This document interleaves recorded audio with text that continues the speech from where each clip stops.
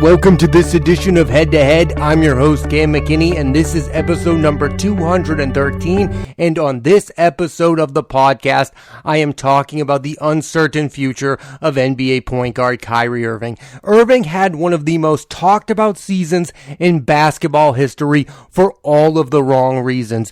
Due to the fact he was unvaccinated, Irving wasn't able to play home games for the Brooklyn Nets until March 27th and ended up playing a total of 29 regular season games, and during the postseason where the Nets were swept by Kyrie's former team, the Boston Celtics, in the first round, Irving was fined $50,000 for flipping off Celtics fans. Fast forward to today, and it's now being reported the Brooklyn Nets and the star point guard are at an impasse when it comes to his long-term future with the team. Irving reportedly wants to be given a supermax 4-year extension. So how exactly have we gotten to a place where Irving may be joining his fourth team in 7 years? Kyrie has career averages of 23.1 points per game. That's fifth most ever by a point guard, behind only Jerry West, Oscar Robertson, Damian Lillard, and Steph Curry, and ahead of Magic Johnson, Isaiah Thomas, and Russell Westbrook. And Kyrie has had 127 games in which he's scored 30 or more points. That's ninth most by a point guard, only 3 behind Allen Iverson, and 21 more than James Harden. Irving's a career 39% free-point shooter. That's the exact same percentage as Chauncey Billups and higher than John Stockton, who shot 38%. He's also just flat out one of the funnest players to watch play basketball because he's got sick handles. Irving was drafted number 1 overall by the Cleveland Cavaliers, and in his first 3 seasons endured a lot of losing, winning only 21 games in the 2011-12 season, 24 in the 2012-13 season, and 33 in the 2013-14 season. But the fortunes of Irving and the franchise changed when LeBron James returned to the Cleveland Cavaliers. In the 3 seasons Irving played with both LeBron James and Kevin Love, the team made 3 straight NBA Finals, all against the Golden State Warriors, winning in 2016, where Irving hit a game-winning shot over Stephen Curry in Game 7. It's hard to look back at that and remember there was a time where people were saying Kyrie Irving was on the same level as Steph Curry. And look where we're at right now. Stephen Curry is 34 years old, and he's having the best moment of his career, winning NBA Finals MVP, and now all of us are questioning the career of Kyrie, who's 4 years younger than Steph. It was during the time period where Kyrie played with LeBron where I believe Irving picked up his worst habits.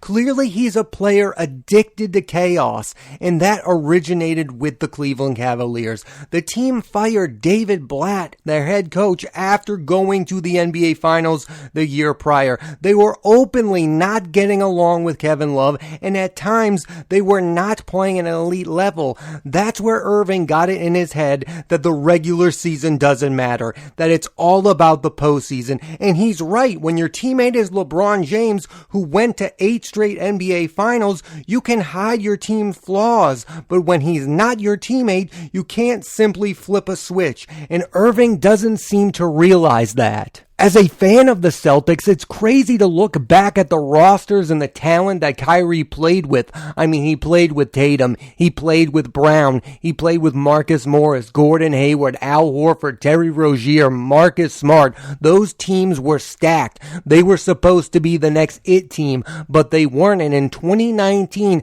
Kyrie kept telling the media that when the postseason comes, we're going to flip the switch, we're going to turn it around, and we're going to play like a championship level team. And I bought into that because I was buying what Kyrie was selling. And man, was I wrong, because the Celtics lost in 5 games in the second round to Giannis Antetokounmpo and the Milwaukee Bucks. And during that series, your so-called best player, Kyrie Irving, shot 35% from the field. And the year prior, the Celtics made the Eastern Conference Finals without Kyrie Irving. I mean, if they were ever going to win a championship, championship, it should have been that season. I mean, think about this. Isaiah Thomas went to the Eastern Conference Finals with the Boston Celtics, and Kyrie Irving did not. And I think the main difference is when Isaiah Thomas was the face of the Boston Celtics, they were all about the regular season. That was one of the hardest working teams. They were likable. They had Jay Crowder. They had Kelly Olynyk. They had young players playing hard. They had Marcus Smart.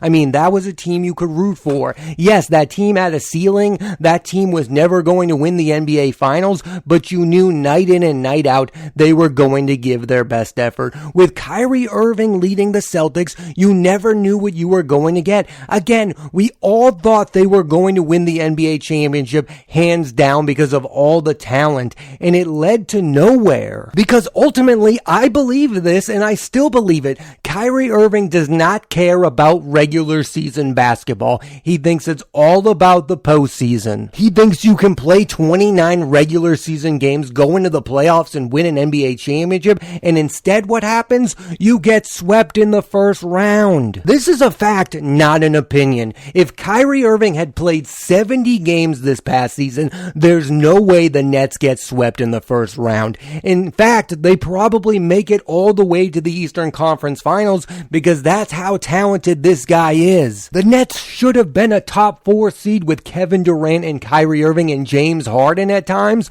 but they weren't because Kyrie Irving does not care about regular season basketball. And I get it. We all don't love regular season basketball. We love the postseason. I mean, the postseason is what every team is going for, but you still have to play regular season basketball. And Kyrie is far from the only NBA player who doesn't value the regular season, and it seems to be all guys who have won championships. I mean, LeBron comes to mind, Kawhi Leonard. They've won, so they think, oh, I don't really need to play in 65 to 75 games for a chance to win the title. But you can't be at 29. I mean, if Kyrie had played in 60 games, I think the Nets would have been a top 4 seed in the Eastern Conference. And I think we all agree Kyrie Irving should have got vaccinated. Even if he didn't believe in it, he should have done what was best for his team. I mean, Andrew Wiggins got vaccinated and he ended up winning the NBA Finals. You need to be there for your team.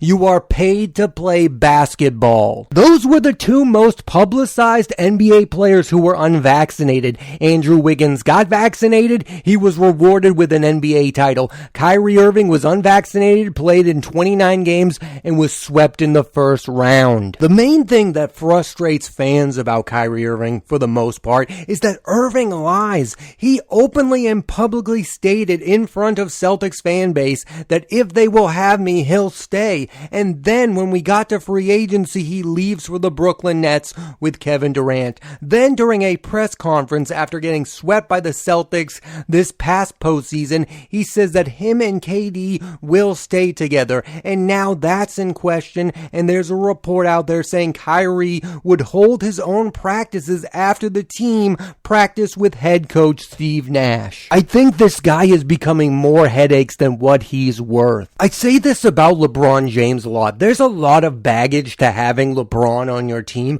I mean, for one thing, the guy clearly does not like to play with younger players. He has Andrew Wiggins traded away, so you get Kevin Love. He has the Lakers trade away their younger players, and he likes to play with guys like Dwight Howard and Carmelo Anthony. But in the end, it is worth the baggage to have LeBron James because he might end up leading you to an NBA championship. You cannot say the same thing about Kyrie Irving. He is a one-time champion, and it was with LeBron James during their time together in Cleveland. It was not worth it for the Boston Celtics to have Kyrie Irving, and it doesn't seem like it's worth it for the Brooklyn Nets to have Kyrie Irving. He is not worth the baggage. It's crazy to say this out loud, but playing with LeBron was the best and worst thing that happened to Kyrie. He has the attitude of someone who's won multiple rings when in reality he only has one. Kyrie Irving is 30 years old. He's a 7-time NBA All-Star and an NBA champion.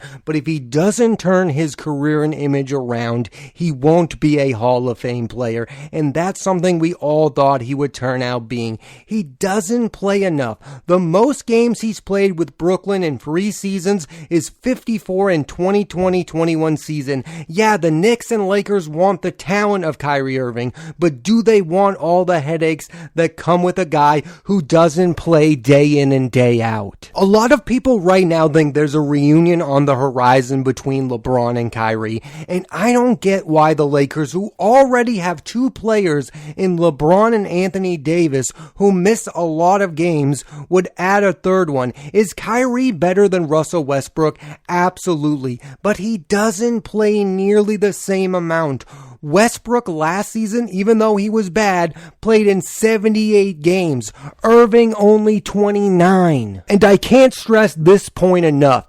If you just hired a rookie head coach, the one guy you should not go after is Kyrie Irving, because this is a guy who clearly does not respect his head coach. He doesn't respect Steve Nash. Again, he held practices without him, and he once said he doesn't think the Nets are going to have a head coach at all. This guy is delusional when it comes to who his head coach is. The NBA is at a time period where all the power is with the players who are superstars, but right now we have to ask the question, is Kyrie Irving still a superstar if all he does is talk and doesn't deliver championships? That's what I'm talking about here. You can't bring Kyrie Irving and think he's going to automatically make you an NBA championship team. If Irving really does opt out of his contract with the Brooklyn Nets and plays for the Lakers for $6 million, then yes, you absolutely have to make that move. I mean, maybe Kyrie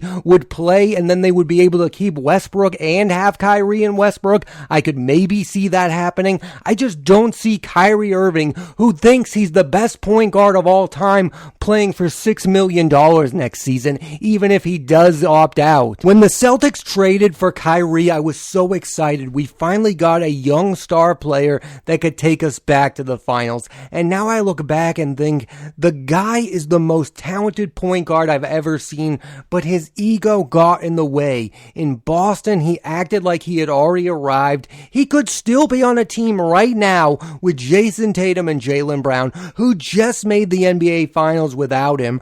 Irving is going to have to look in the mirror and admit to himself he's got something to prove, that he's still one of the best point guards in the NBA. There was a period of time where you could openly root for Kyrie. He's now made it almost impossible for you to hope he gets his act straight. I personally want him to, not because of him, but because how talented he is and how unstoppable he can be on the offensive side of the court. But right now, Irving has zero goodwill with NBA fans and seemingly NBA teams. I think the other fascinating element of this whole Kyrie Irving Brooklyn Nets drama is we are about to see how loyal Kevin Durant is going to be towards Kyrie Irving. I mean, this is a Kevin Durant who lost in the Western Conference Finals and blew a 3-1 lead against the Warriors and left Russell Westbrook to go play with the Golden State Warriors. So he wasn't loyal to Russell Westbrook,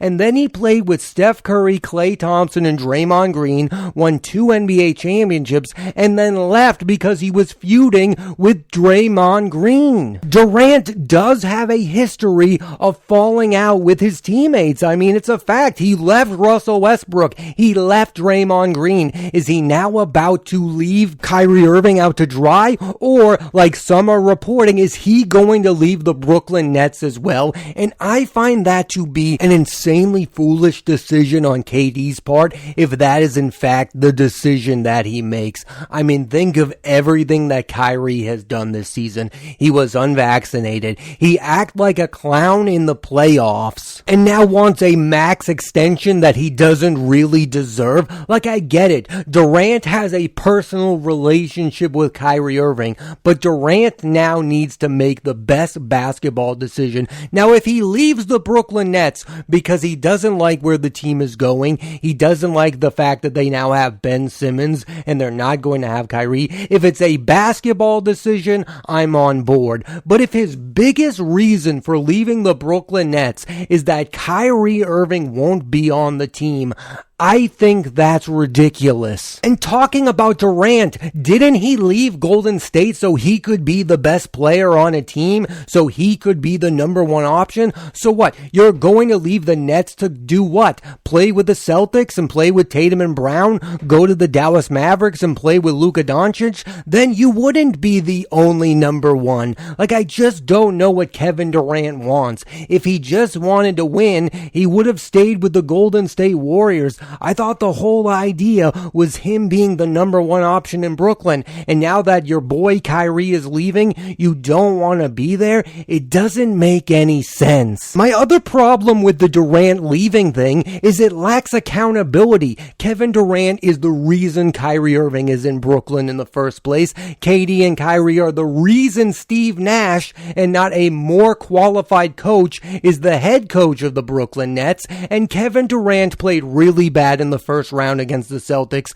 He was the reason that they got swept. If Durant leaves the Nets for another stacked team, it's only going to hurt his reputation because he's already thought of a guy who leaves when the tough gets going. I mean, he left the OKC Thunder to play with the stacked Warriors. I don't think Kevin Durant could have aligned his NBA career with a worse partner than Kyrie Irving. I think Kevin Durant should remain a member of the Brooklyn Nets because he's part of the problem and he can also be part of the solution. Instead of blaming the organization, this isn't Sean Marks' fault. It's Kevin Durant's and it's Kyrie Irving's. So if Kyrie Irving leaves, part of the problem goes away with him. I don't feel bad for either guy. They put themselves in this situation like there was only one or two ways this could have worked out. They could have become a championship duo, or they could have become a complete and utter mess. We all knew this was a possibility because of who these players are. It's not Kevin Durant, it's more of a Kyrie Irving thing. Like, he's done this before. It ended really bad with the Cleveland Cavaliers. It ended really bad with the Boston Celtics. And now it's ending really bad with the Brooklyn Nets. Anybody could have foreseen this, and it's crazy that Kevin Durant of all people couldn't. I also think if the roles were reversed and Kevin Durant was the one that was about to leave the Nets, there's no way Kyrie Irving would defend him the way seemingly Kevin Durant is about to defend Kyrie Irving. Like, I think Kyrie Irving would be all about being the number one guy in Brooklyn if it meant he was going to get a max extension. Durant put his faith in the wrong star player, and he needs to realize that. I mean, stay with the Nets. They're going to have Ben Simmons. He's going to play basketball eventually. They have Seth Curry. They have Joe Harris. Like, that team's not all of a sudden bad. Yes, you would probably need another player if you lose Kyrie Irving, but the worst thing to happen to the Nets is not losing Kyrie Irving. In fact, it might be the best thing to happen to this Nets team. It means they could go out and get a point guard who will play 65 to 75 games a year and be a consistent title contending team. Kyrie Irving is only 30 years of age and is at a turning point in his career, and he may be again joining his fourth team in 7 years. You can't feel great about his basketball future. He feels like a journeyman who will continue to go from team to team, thinking everyone else is the problem but himself. I could see him out of the league by age 35 and not be remembered all that fondly like one of the most talented point guards of all time, which he should be remembered as. But again, there will be guys who will have had better careers.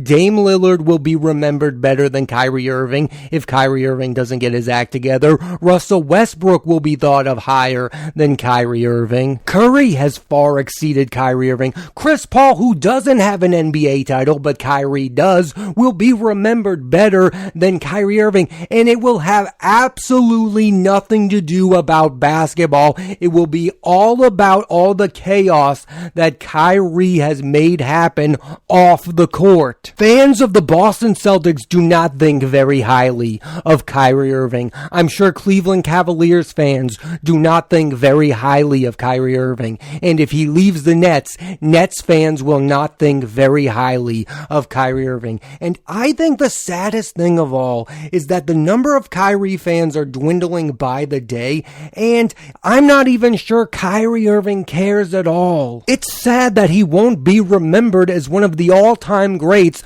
for either the Cavs, the Celtics, or the Nets, and that's on him. That's not on those teams. They tried to make it work with Irving, and I think now the teams in the league have seen what Irving has done, and they are going to learn from the mistakes of those other teams, and they're not going to give Kyrie a chance to be the face of their franchise. The days of Kyrie Irving being a number one option for a basketball team are over. Thanks for listening to this edition of Head to Head. I'm Cam McKinney, and there'll be a new episode of the podcast every Monday on Apple Podcasts and Spotify, so please rate, review, and subscribe.